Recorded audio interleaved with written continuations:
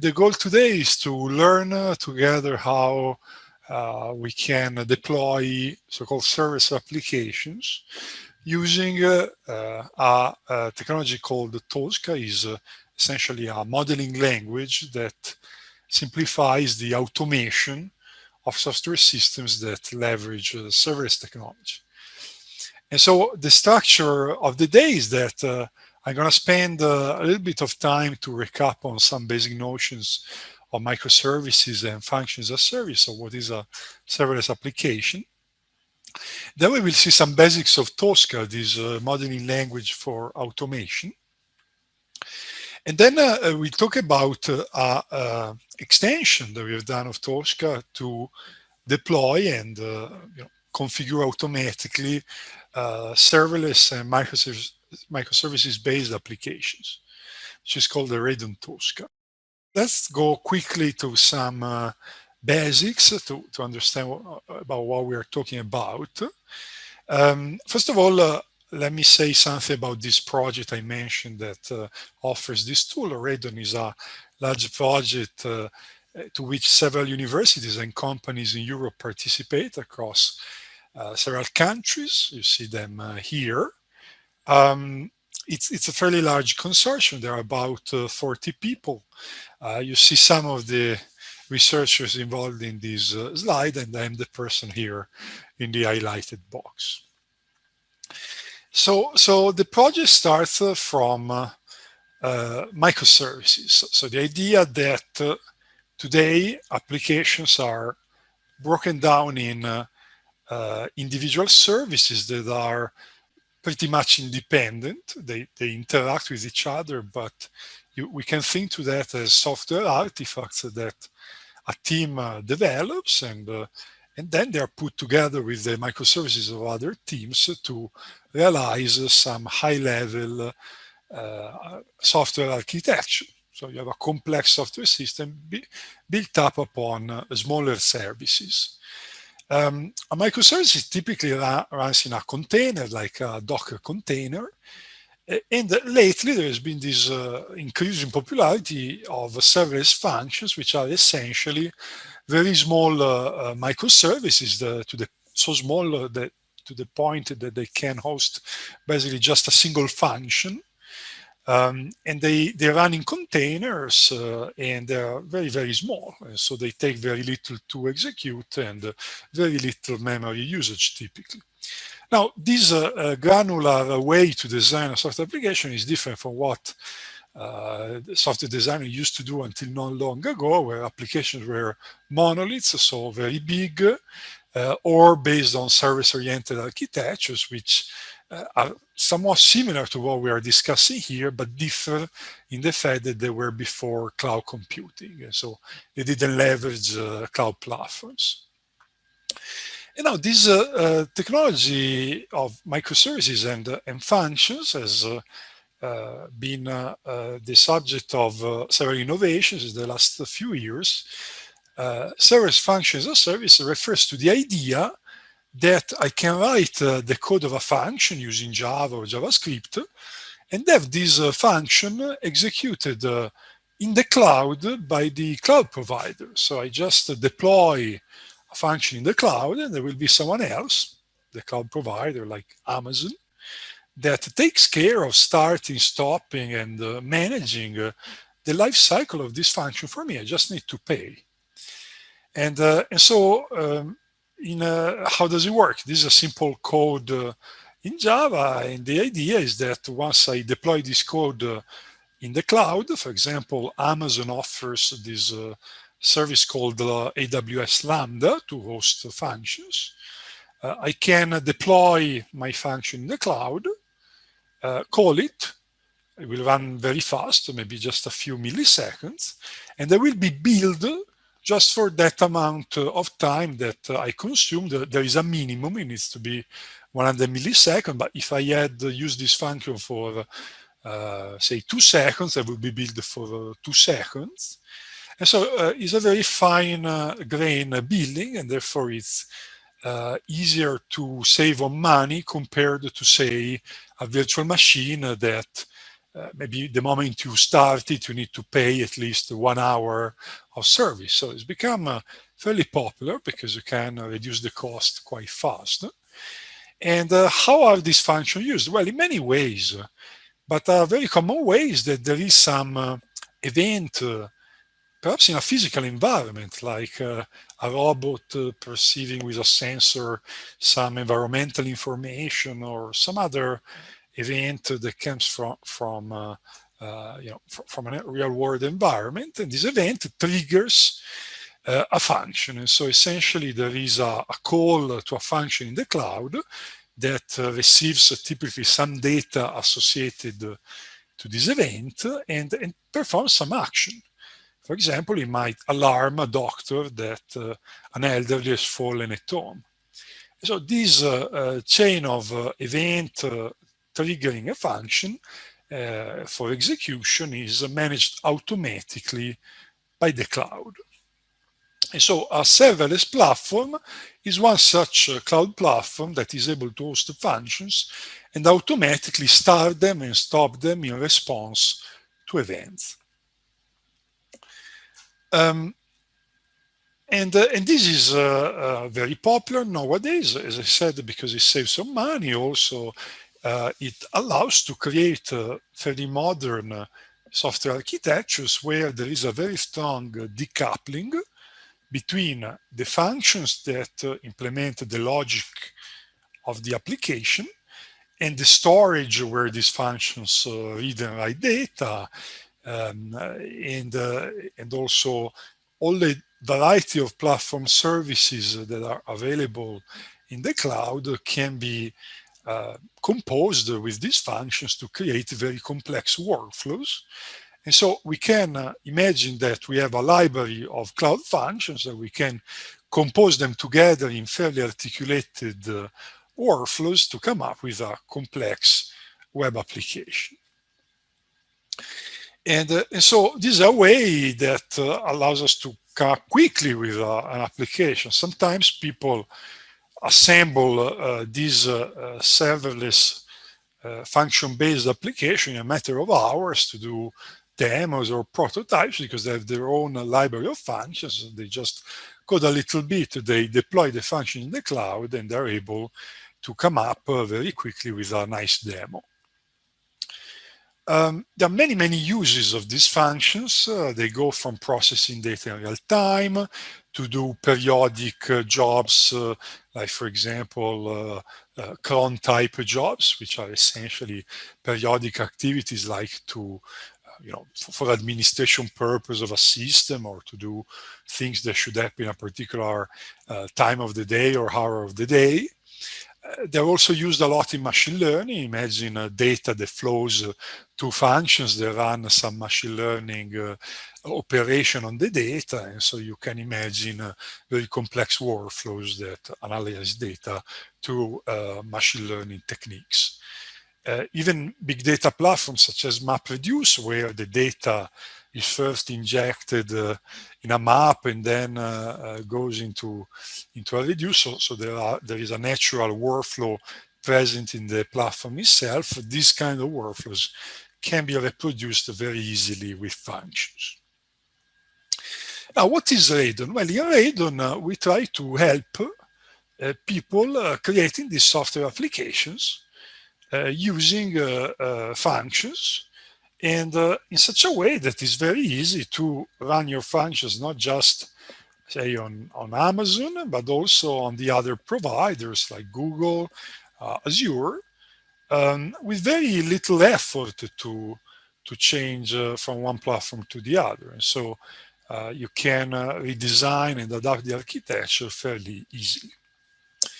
And so this is one of the main benefits. As we will see later, there is also the possibility to visualize and design graphically the application architecture so that you can create fairly heterogeneous and complex applications by reusing as building blocks your functions and the other graphical elements that might represent databases or any other complex component of your software architecture. This is just to give you a look and feel of the kind of software that we learn how to design today, and we'll do some exercise on. So you see, this is way more complex than what we can do today, but you see that there are various boxes representing typically functions, which have a number of interdependencies like connections, triggers, so essentially events that launch a function, and if other information that we will see how to specify. And so you can get a very strong graphical intuition on the architecture of your application. Imagine you had all this complexity in a text file. Instead, it's not as easy to diagnose that things are correct by looking at graphical architecture. It's way easier to pick up on the structure and the diagnose possible problems as well. So RADON allows you to design this type of applications. It is a fairly complex tool chain. The centerpiece is a development environment called RADON IDE, is an extended Eclipse in essence.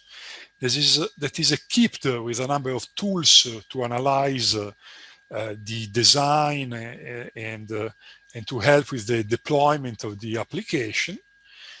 And a number of runtime components that once the application is deployed, support the operation of this application. For example, if you want to monitor what the application state is, you have a monitoring system that is shipped with RAID. This is the IDE we will play with later. So as you see, it's an Eclipse IDE is not the standard Eclipse. It's called Eclipse Che. Is a more modern and at the same time experimental version that is completely browser based. And so inside this environment, there is a set of predefined pre-configured environments for different technologies. There is also one for RADON in our own version of this Eclipse Che. And as I said, this RADON IDE has different tools and different components.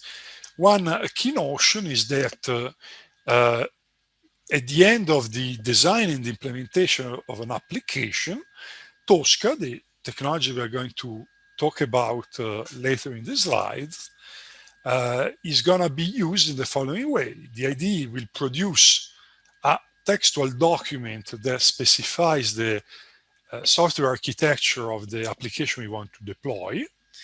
This textual document will also be equipped with archives that include the code of the application or other artifacts that are indispensable for the application to run. And this then sent to an orchestrator, which is a software that takes this blueprint, this package, and materially launches the application, configures it, and make it run. And so this is what we're gonna learn today. I'd like to explain a bit more about this TOSCA specification. So what is TOSCA? In essence, a few years ago, a number of major organizations like IBM and others joined together in a standardization effort to come up with a language that could be used to specify a deployable cloud architecture. So you specify the parts that compose your application, like databases, virtual machines, microservices, and so forth. You explain how they are related, similar to the graphics we have seen before with these models, and then you can deploy them. And so this is a standard by an organization called Oasis, and this means that compared to other open source solutions that are there, one can influence the standard. So if for some reason you're particularly interested to this, you can join the Oasis Consortium and influence the standard because it is open. So this standard stands for Topology and Orchestration Specification for Cloud Application, TOSCA. In essence, consists of two parts. The first is the specification of the architecture.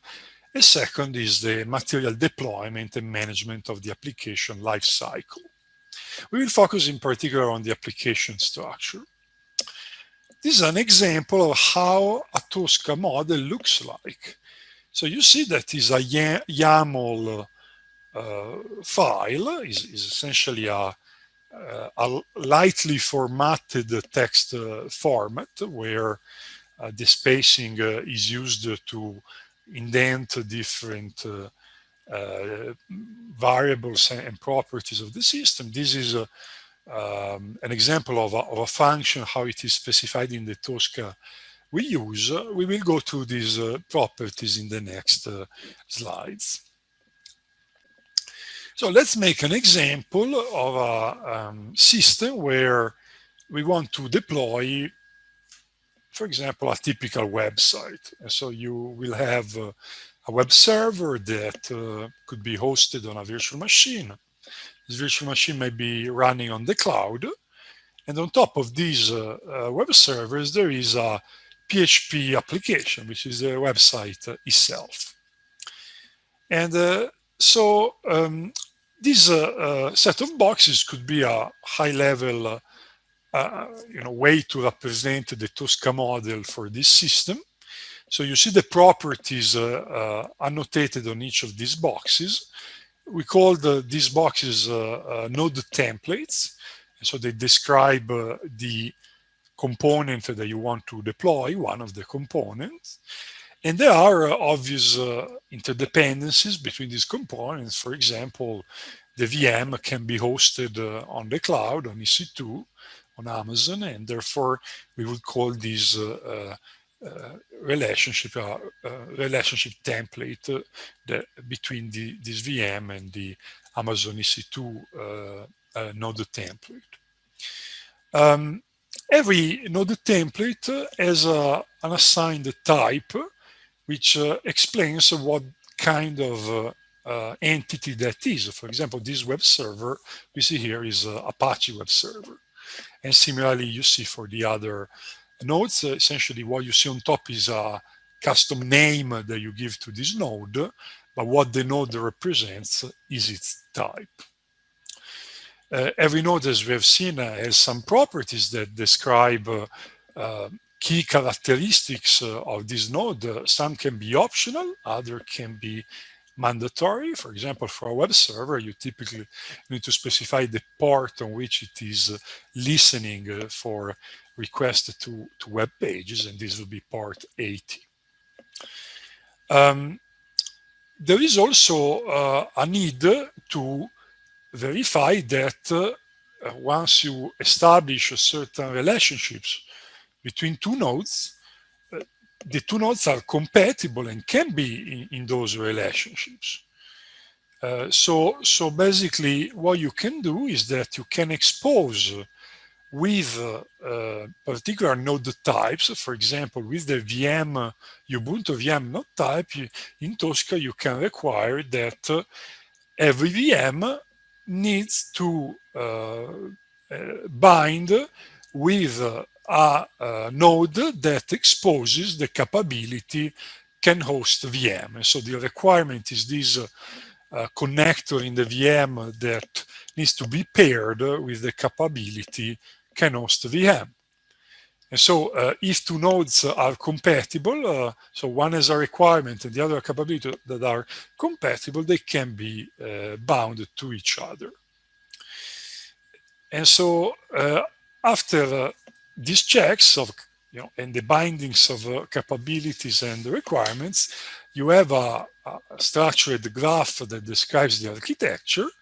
And it is possible to enrich this graph with artifacts that describe the deployment of the application. In particular, what I mean here is that you can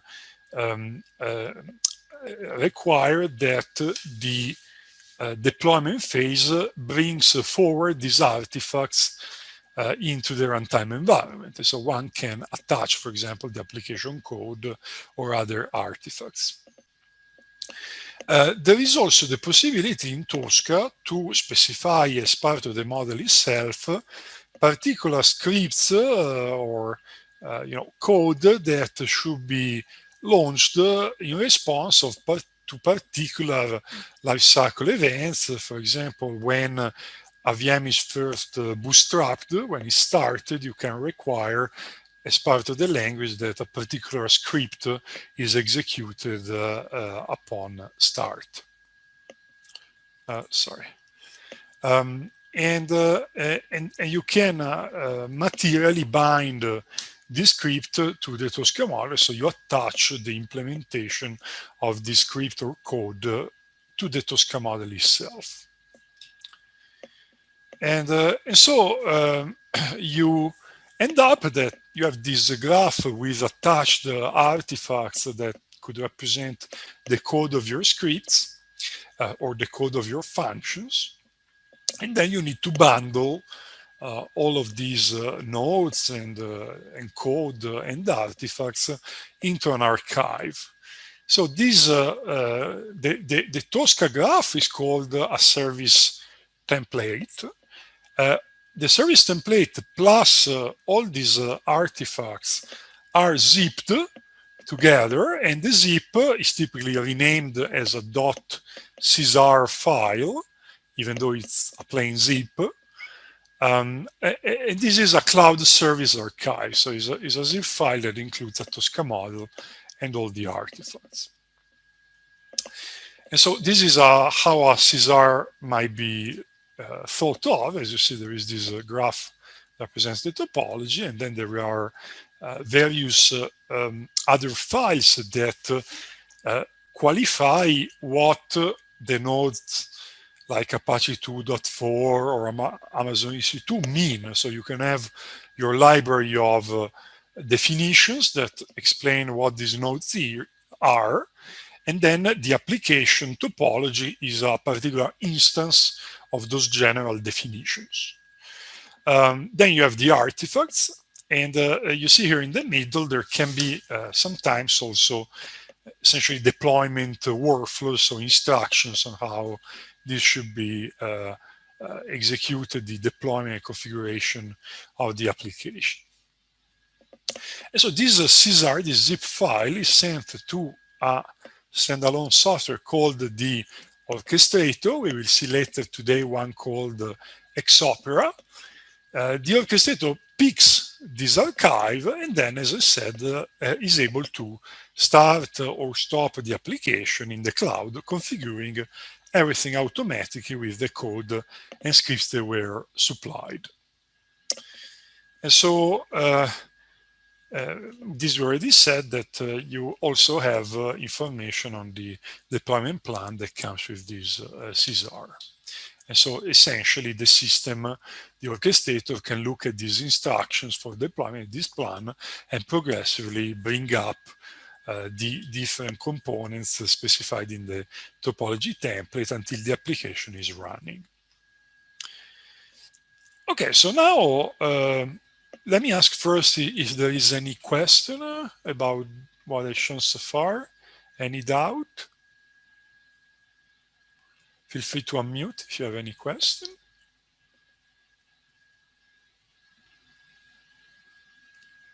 Okay, so if it's all clear, why don't we then get back to the RADON models? So we need to understand some basic notions of RADON before we are ready to do a hands-on activity. So what is that we added in RADON that was not already present in TOSCA? Well, in TOSCA, there was no extension for the serverless functions that we've seen at the beginning. So you couldn't create a function for Amazon AWS Lambda using TOSCA. And so we have added this capability to TOSCA. We have also made sure that you could include event triggers, so specify the events that activate this function. And to do this, we use the Cloud Events event specification standard. And also there are a number of properties with these functions, like, for example, those related to periodic scheduling of the execution of the functions. And so using RADON, you can specify very arbitrary serverless FaaS-based applications.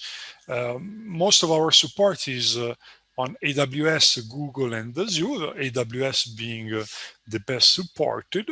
And you see on the left an example of a TOSCA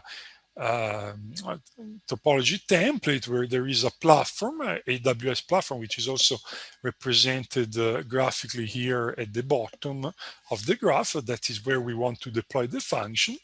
The function is this object title, sorry, this node template title resize, which is a Lambda function. And this is taking an image from storage in the cloud, so from an S3 bucket, and processes the image and produces some output. So something like this in RADON TOSCA on the left consists of different nodes, the resize the bucket of type Lambda function and S3 bucket. And you can see that there are some requirements, like, for example, the function needs to run on AWS, and so the requirement is to use platform, which was defined at the beginning as being AWS.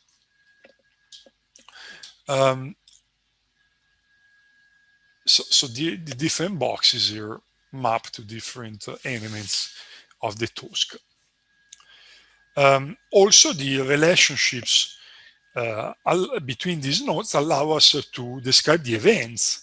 So, for example, when there is an event in Amazon called S3 object created, the Amazon platform, AWS, will trigger this event and the function resize will be activated. And so this fact that resize needs to be activated when there is this event occurring is something that you would need normally to configure manually in the platform. But if you do it in TOSCA and you specify in the model what should happen, this is configured automatically by the orchestrator. And so our idea allows to specify the application architecture using this extended TOSCA. It looks, as we've seen also before, like this. So node templates and relationships are shown visually. And it's possible to configure the properties of the node templates clicking on these boxes. And you see that there are different boxes. These ones you see here are for Google Cloud. And so it's easy to redesign an architecture from, say, AWS to Google Cloud. It's just a matter of drawing it with different boxes. We have an extensive set of wiki guides to use our tools.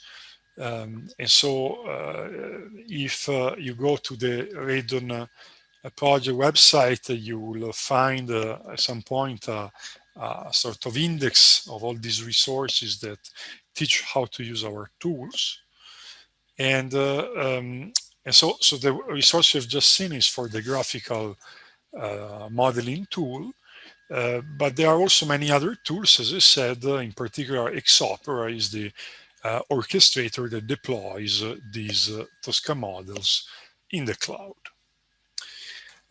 You see here where you can find more information. Our website is radon-h2020.eu, is also linked to the meetup ad that we have circulated.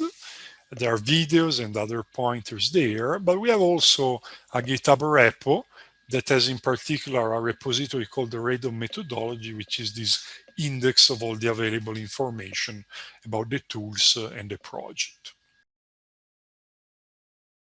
What we see at this time is the starting screen of the RADON IDE.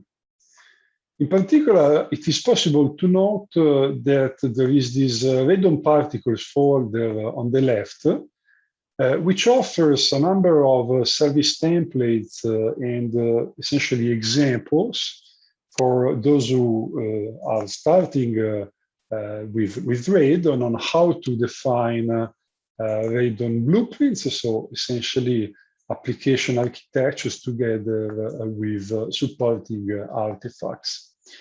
And for example, the ServerlessToDo list API is the main showcasing example of the RADON project. So you see there are a number of files, like for example, AWS Lambda functions. So these zip files include the code of these functions.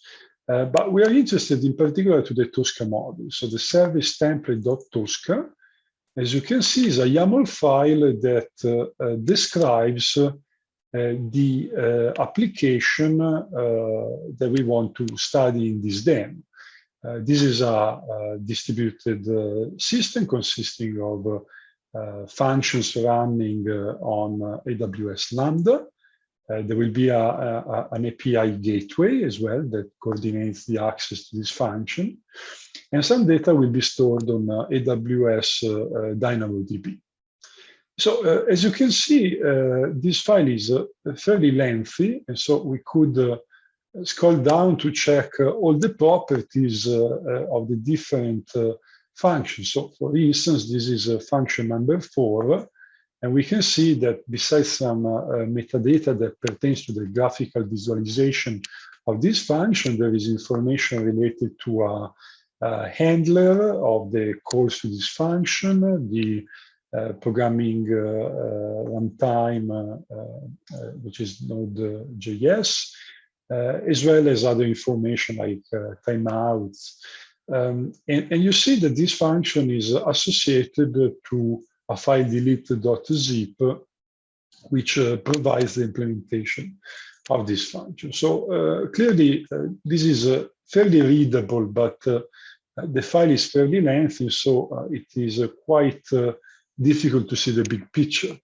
Scrolling down to the end, there are a number of relationships hosted on and connected to that also are qualified by means of triggers relationships. So you see a lot of information here. And what is missing is the high-level view of the architecture. And RADON helps in this by offering in the list of plugins you see here on the right that can be called by clicking on this box on the right bar, offers in particular a graphical modeling tool based on Eclipse Winery. So if we click on RADON GMT, a new window, as you can see, opens where we can inspect the different blueprints that are available in this RADON workspace we have just seen. So we can search in particular for the one we were looking at, ServerlessToDo list API. As you see, there is initially some generic information about this blueprint. The starting point of the graphical exploration is the editor available under the topology template tab. So if we click on Open Editor, we will move now to a different tab where we can visualize graphically this architecture. So as you can see, there are several functions, including the function we were looking at, the function 4, you see AWS Lambda function 4. The same properties we had found in the TOSCA YAML file are displayed in a graphically compact form in this list here. So you see the handler, the timeout, and also other information that was present also in the YAML file. Looking at the overall architecture, is much clearer what this application does. You see there is an application gateway, which has a number of triggers towards these different functions. these functions are connected to the AWS DynamoDB tables. And they all run on the AWS platform, which currently is set to AU Central 1.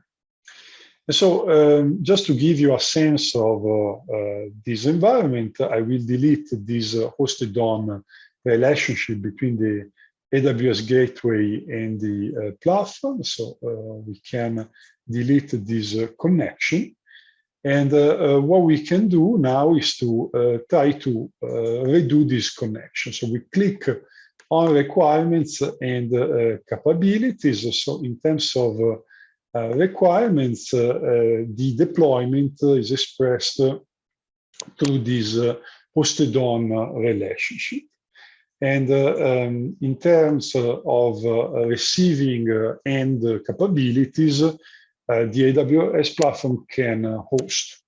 And so if we draw a connection between the top node of the API gateway and this host capability, we have recreated this connection, this relationship between the nodes.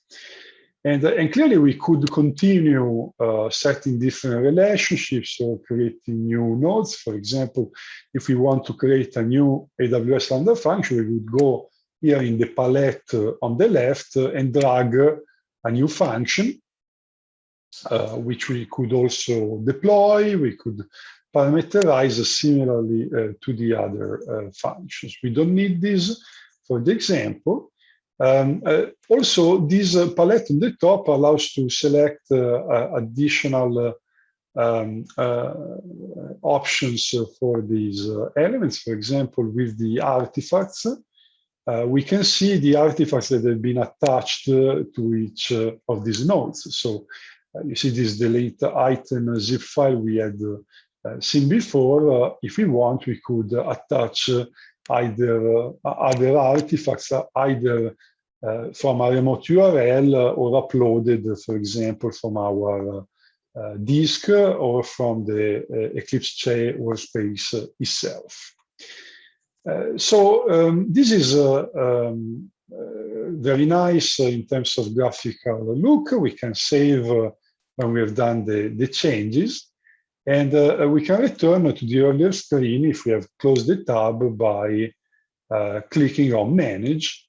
And going back to the IDE, we would also see changes to the YAML that we have made during the editing. We didn't apply any one that was not already present. Even when we reconstructed the relationship, it was already present, so we wouldn't see at this stage a difference. But if you had modified something, you would see that reflected instantaneously. Once we have created this application, we could, for example, download the CSR file. So this will download locally. It's also possible in RADON to avoid this step by configuring a CI/CD system to allow the automatic deployment of the CSR to a remote orchestrator, but at this stage we will demonstrate instead this approach based on direct upload of the CSR. And so we have downloaded the archive with all our application. What do we do next? Well, we need to have an orchestrator that takes a CSR file and instantiates the function and all the other elements of our topology. So we will use, as we said at the beginning, the xOperaSaaS environment. This is the front page. It is possible to use the same authentication of the RADON environment for this. So if you click and you have already logged into the RADON IDE, you will be now into the xOperaSaaS environment. Prior to this presentation, we configured this environment with our AWS credentials, but in general, if you're a new user, you would need to declare your access key information to this credential. Once this is done, you can create your workspace. So for example, we can create a workspace I will call it Meetup02. And within this workspace, we can have a number of deployment projects. So, for example, I could call this deployment 1 and upload this Caesar file that we have just saved on disk. So we now add this Caesar file. It will take a few seconds.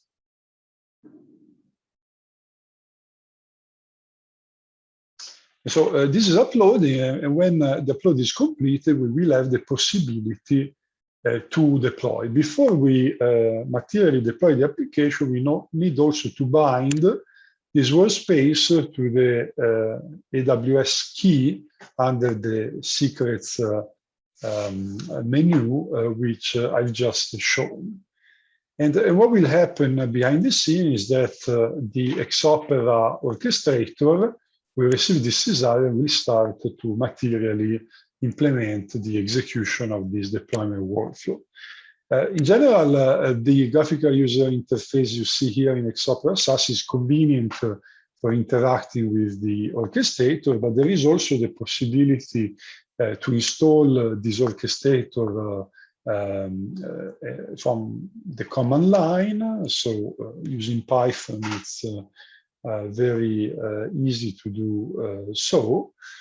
And so we see that there is now a project called the deployment 1. If we click on manage project, as you can see, there is the possibility to deploy. As I said before, we do this, we need to bind our workspace to a secret, to the credentials. And so we click and we bind to our credential, the project.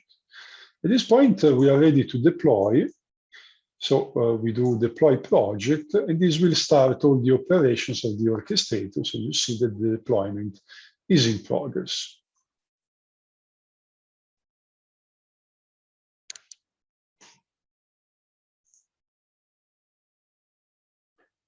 As we can see, the deployment has now succeeded. The state has changed to success. And we can also explore the detailed output of this deployment, which is a very lengthy file. At this stage, all the functions in the gateway as well as the database table are online. So what we can do is to verify this by going on the AWS platform. So for example, if we go to the management console, we will now have to sign in. The AWS Management Console is now loaded, and we are in the EU Central 1 region where we wanted to deploy our functions. So we could click, for example, on Lambda, and we will be able to see at this point that the 5 functions have been deployed. And as you can see, they've been deployed just a few minutes ago. If we go to the API gateway, we can also see the functions that have been connected to the API gateway. So this is the gateway. And we can interact with these functions. You see that we can, for example, post to the function. If we go here to the post capability and we write, for example, this request body, we will have that the execution status is 200. So a to-do item list was able to store this to-do. This completes our demonstration of the first TOSCA-based RADON deployment. Thank you very much. For more information, you should consult the RADON demonstrator repository under our RADON H 2020 organization on GitHub, which offers step-by-step examples on how to reproduce what you've seen in this webinar and additional tools that are explored in the follow-up webinars. Thank you very much.